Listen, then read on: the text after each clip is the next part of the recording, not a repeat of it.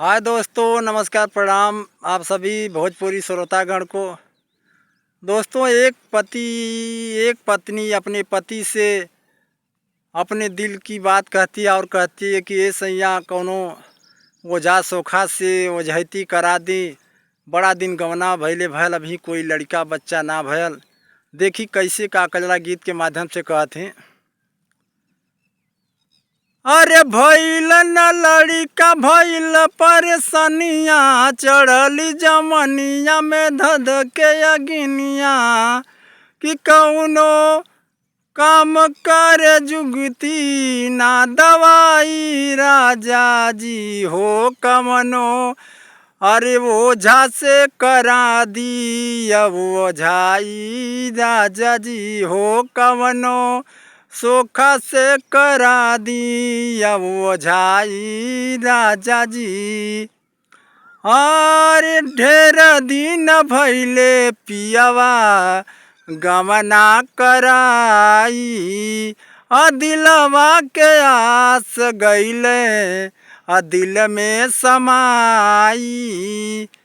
ओ सुना गोदिया हमारी कब भराई राजा जी हो कवनो। ओझा से करा दी अब ओझाई राजा जी हो कवनो। सोखा से करा दी अब ओझाई राजा जी। और गत टूटे सैया हमारो बदनिया। कटे नाही दिन नाही अरे बीते ले रईनिया। मिले चैन नहीं आवे, मिले चैन नहीं आवे। ले वंघाई राजा जी हो कवनो। अरे सोखा से करा दी अब ओझाई राजा जी हो कवनो। अरे ओझा से करा दी अब ओझाई राजा जी। अरे मिलल नाही कबो सैया जिंदगी के सुख हो। चढ़ली जवानी देखी अरे होला बड़ा दुख हो। कि रोवे अंगना न बाजे सहनाई राजा जी हो कवनो। अरे ओझा से करा देती दवाई राजा जी हो कवनो।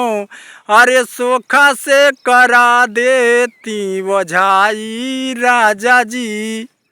औरो देखी भैया का कहती है। अरे सुना डीपी सैया मोरे, अरे सखी कहे बतिया। अरे बाबा दुख हरन मोर हर ले विपतिया। अरे सुना डीपी सैया मोर सखी कहे बतिया। अरे बाबा दुख हरन मोर हर ले विपतिया। सुना अरे बात नहीं हो खेले भलाई राजा जी हो कवनो। अरे ओझा से करा दी अब ओझाई राजा जी हो कवनो। अरे ओझा से करा दी अब सोखाई राजा जी। हरे लड़का न भइल भइल परेशानिया, चढ़ली जवनिया में धध के अगिनिया। कि कौनो काम करे जुगती ना दवाई राजा जी हो कवनो। ओझा से करा देती सोखाई राजा जी। जय हिंद, जय भारत।